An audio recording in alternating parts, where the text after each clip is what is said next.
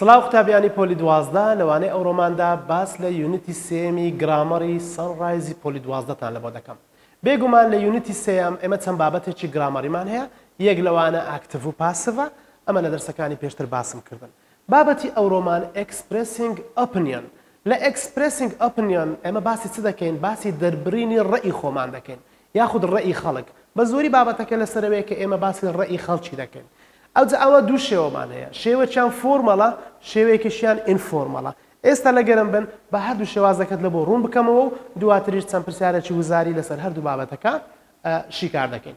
ئەگەر تەماشا بکەی ئێمە هەیتمان یونیت 3 لە یونیت 3 هەیتمان informal and formal expressing opinion. informal and formal expressing opinion. مامۆستا فۆرمەڵ و ئینفۆرمەڵ مانای چییە؟ فۆرمەڵ ئەگەر تەماشای فۆرمەڵی بکەیت، فۆرمەڵ واتە ئەو شتانەی کە ئێمە دەینووسین. طبعا ئەتو ئێستا نامەیەک دەنووسی، ریپۆرتێک دەنووسی، هەر شتێک دەنووسی، دەبی ئەتو بە شێوەی فۆرمەڵ بنووسی، واتە بە شێوەیەکی ڕسمی بنووسی.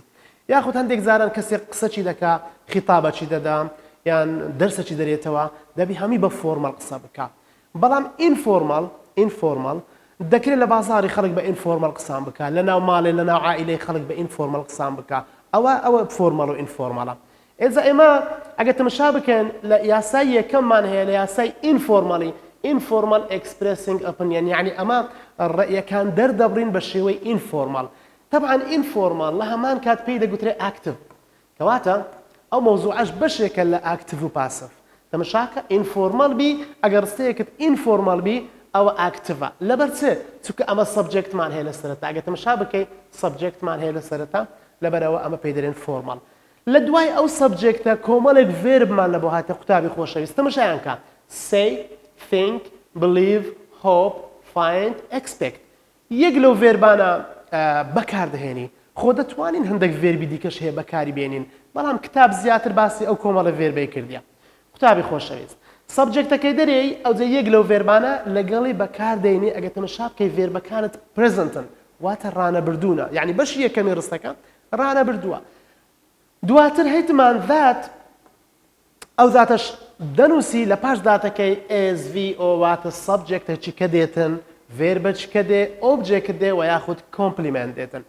ئەو ئێستا واتە سەبجەکت، ئەو ڤێ یعنی ڤێرب دەکرێت پرێزنت بی، دەکرێت پاست بی، دەکرێت پرێزنت پێرفێکت بی. مشکلەمان لێرانە، بەس مشکلەکە زیاتر ئەلێرەیە، دەبی ئەتو لێرە زۆر ئاگاداری بی. قوتابی بەڕێز ئێستا نمونەی یەکەم وەردەگرین کە دەرێم سەبجەکت، ئەوە پیپل سەبجەکتە. تەماشاکە لەبەرەوەی ئینفۆرمەڵە، ئەمن ناوی خەڵکی دەدەم.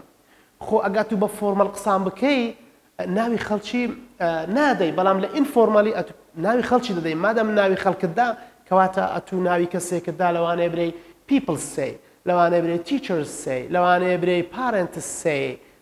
دەتوانی ناوی خەڵکی بدەی، لەو حالەتێ دەبتە شێوازی ئینفۆرمەڵ، یعنی نابتە فۆرمەڵی. دواتر ذاتەکەش بەکاردێنین، ئەوە ذاتەکەمان بەکارهێنا.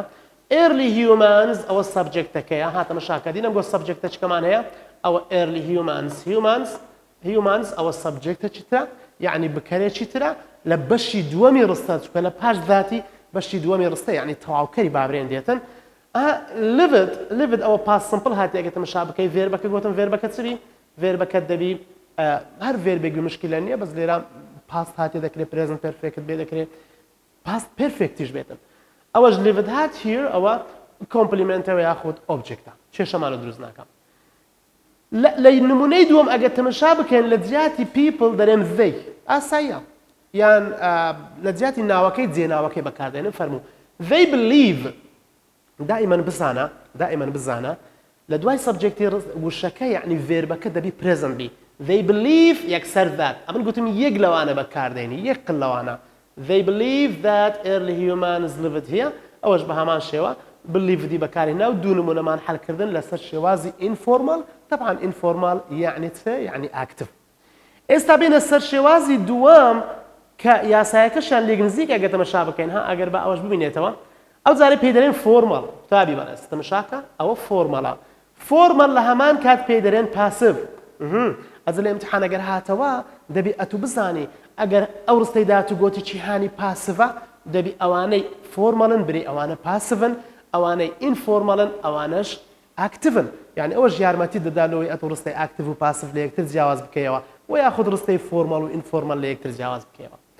قوتابی بەڕێز ئەگەر تەمەشا بکەین لە جیاتی یاساکەمان چۆنە تەمەشا یاساکەی کە هەمان یاسای پێشترە بەڵام هەندێک گۆڕانکاریمان بەکارهێنایە. لێرە دەمانگۆ سەبجەکت پیپڵمان دادەنا بەڵام لێرە هەموو جارە ئیتی دابنێ ئیت لە جیاتی برێ the people برێ ئیت لە جیاتی برێ they برێ ئیت هەموو جارە دەبێ ئیت بیتن لەگە ئیتەکەش دائیمەن ئزی بەکاربێنە it is سەتانەوەتی ئز بەکاردێ it is ئزی بەکاربێنە دواتر پیپی بەکاربێنە.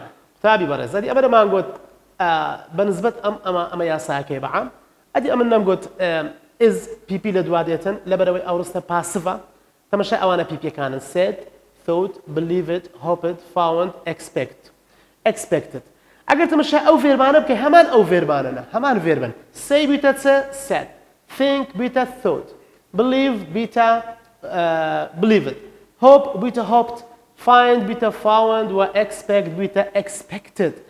ئەوانە ئێستا حالەتی پیپیان وەرگرتیان ئێستا ئەمانە هەر هەمیان چنە پیپینە لەبەر چ پیپینە مامۆستا چونکە ئیزیان لە پێش هاتیە بێگومان مادام ئز هات دەنە ئەوەش ئۆبجێکتە ئێستاوە ئۆبجێکت ئەو جە ئز ئەوانەش پیپینە لە دوای وانە چ دێتن مامۆستا ذاتێکمان هەیە ئەوەش ذاتەکەیە دەتوانین ذاتەکەش بەکاربینین ئەوە ذاتێ بەکاربینە ئەو جە دوای SVO عینی وەکو ئێرە that SVO هیچ گۆڕانکاریەکی تێدا نییە هەر وەکو گوتم ئەو ڤێربەش دەکرێت چ بیتن دەکرێت past بی دەکرێت present perfect بی و هەروەها دەشکرێت چ بیتن past perfect بەڵام بە زۆری past و past perfectە زیاتر present نییە.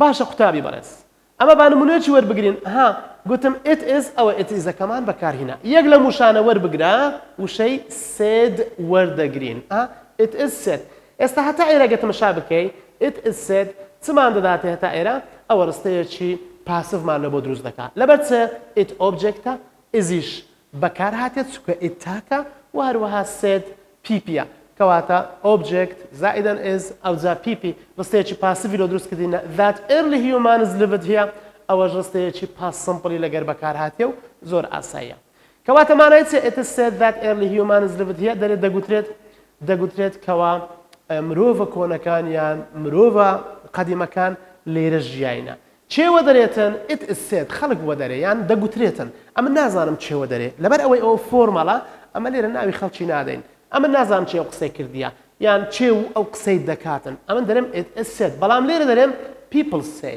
they say teachers say یاخود دەرێم parents say داکو بابەکان ئەوها دەرێن مامۆستایەکان ئەوها دەرێن ها بۆ شێوەی دەبی زۆر باشە بابێ نمونەی دووەم تەماشا بکەین it is generally thought ئەو جارەی ثۆتی بەکاردێنین یعنی بە شێوەیەکی گشتی ئەو جێنەڕەڵیە هیچ تەسیرەکی نابی لەسەر گۆڕینی شێوازی ڕستەکە هەر پاسڤە لەبەرەوەی ئیتەکە ئۆبجێکتە ئزمان بەکارهێنایە ئۆبجێکتمان تاکە دواتر ثۆت ئەوە پیپیە لەو حالەتەی ڕستەیەکی چۆنمان لۆ دروست بوو ڕستەیەکی پاسڤمان لۆ دروست بوو بە شێوەیەکی گشتی ئەمە هەردوو شێوازەکەمان هەیە ئەوە یاسای یەکەم ئەوەش یاسای دووەم یاسای ئینفۆرمەلیە ئەوەش یاسای فۆرمەلیە ئەوە ئاکتیڤە ئەوەش پاسڤە ئەلێرە بکەرەکەی دیارە بەڵام لێرە ئەو کەسێ قسەکەی کردیە یاخود ئەو کەسێ ڕێی خۆی دەردەبڕی ئەلێرە بە هیچ شێوەیەک دیار نییە.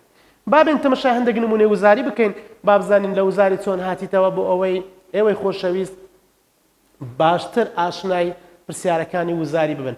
پرسیاری وزاری ئەگەر تەماشایە بکەی which one do you think might express a formal speech تەماشاکە formal speech طبعا ئەمە فۆرمال و ئینفۆرمال چییە ئەوە سپیچە فۆرمال سپیچ یعنی قسەکە بە فۆرمالی کرایان بە ئینفۆرمالی کرایان which one do you think might express a formal speech یعنی کامە لە مانای خوارەوە باوەڕت وایە کە فۆرمال سپیچە ئەمە چمان دەوێت فۆرمال چییە فۆرمال یعنی دەبی پاسڤ بی کامە لە مانای خوارەوە پاسڤە it is hoped با تەماشای ئەو ڕستەی بکەین تەماشای دی بکە it is hoped that this will be ready to broadcast before the end of the week. ئەگەر تەماشا ڕستەکەی بکەی ئەوە it is ئەمە چکە چمان دەوێت قوتابی خۆشەویست فۆرمالمان دەوێت ئاگادار بە فۆرمال ئەگە فۆرمال بی دەبی پاسڤ بی گوتم هەموو جارە it is بەکاربینە ئەوە it is بەکارتینە ئەوەش hoped هیچ عیبی نییە پیپیمان دانایە ذاتەکەشی هەیە this will be هەتا ئاخری ها بە شێوەی future هاتیتەوە يعني دەکرێت تێنسەکەی پشتی فیوچەریش بی هیچ کێشەمان نابی بەڵام دووەمیان یعنی بابرێن ئەی لەبەر غەڵەتە it was saying ئەمە نیتمان it was saying ئەمە it isمان هەیە و هەروە لە پشتیش دەبی گوتم چ بێتن دەبی وشەیەکی past participle بێ PP بێتن it said ئەگە برێ it said دەبی برێ it is said یعنی ئەوها بە تەنیا نابی it said نابی دەبی برێ it is said ئەوە دەبوو بەس ئەوەش غەڵەتە they believe تەماشای believe بکە وشەیەکەت present simple یعنی ڕستەی present simple و بکەرەکەشی دیارە they دیارە لەبەر ئەوە لەو حالەتێ ئەوە پێی دەرێن ئەوە informalە ئەمە چمان دەوێ ئەمە formalمان دەوێ formal speechمان دەوێ کامەیان ڕاستە ئەمە دێن تەماشا دەکەین D is the right correct بابێنە سەر question 12 تەماشا بکە which one shows the formal speech sentence دیسان چمان هەیە formal speechمان هەیە دیسان حالەتی پاسڤەکەی دەوێ تەماشا ئەم ڕستەیە بکە تەماشا چیهانی it is تێدایە ها ئەوە it is زائداً PP it is زائداً PP نییە it is زائداً PP تەماشاکە it is زائداً PP کەواتە دیسان دی ڕاستە هەر زۆر بە ئاسانی دەتوانی وەڵامەکەی بینەوە ئەمن گوتم لە formal speechی دەبی it is't هەبی مادام it is't هەیە ئەوە it is دەبی چی لە دوا بێتن دەبی PP لە دوا بێت ئەوەش PP لە دوا هاتێ هیچ مشکلەی نییە مامۆستا یەکەم لە بۆچی غەڵەتە Rosa asked her brother if ئەوە بابەتێکی ترە بابەتەکە جیاوازە you should not put things off ئەوەش هەر نابی سەبجێکتەکەی دیارە لێرە سەبجێکت دیارە نابی لێرە دەرێ it is believe غەڵەتە دەبی برێ it is believe it ئەو جە دەمانگۆ ڕستەیەکی ڕاست دەرچووە بابینە سەر question 13 choose the correct informal speech قوتابیانی خۆشەویست ئەو جارێ چمان هەیە informal speechمان هەیە یعنی formal نەبی ئەو جارێ informal کەواتە ڕستەکەت دەبی active بی ئەو جارێ نابی بە it is دەست پێ بکە ها یەکسەر دەتوانانی ئەوەی برێ ئەوە نابیتن ها چکە it is زائداً PP بە هیچ شێوەیەک ئەوە بەکار نایە دەبی چ بیتن دەبی subject هەبی they think that students were clever ئەوە یەکیان یەکەمان هەیە they said ئەمە چمان هەیە informalمان هەیە ناکرێت ڤێربەکەت ڕابردووبی بە هیچ شێوەیەک ناکرێت دوایە clever students were selected ئەوەش ڕستەیەکی passive ڕستەیەکی بەڵێ passive بین تەماشا یەکەم بکەین they think چکەمە informalمان دەوێت they think that students were clever دەتوانین وەڵامی ڕاست ئەلێرە هەڵبژێرین وەڵامە ڕاستەکە ئەی دادەنرێتن لەبەرەوەی ئەوە informal speech they think that students were clever بەڵام ئەوە هیچ ئەوەی تێدانە یعنی opinioni تێدانە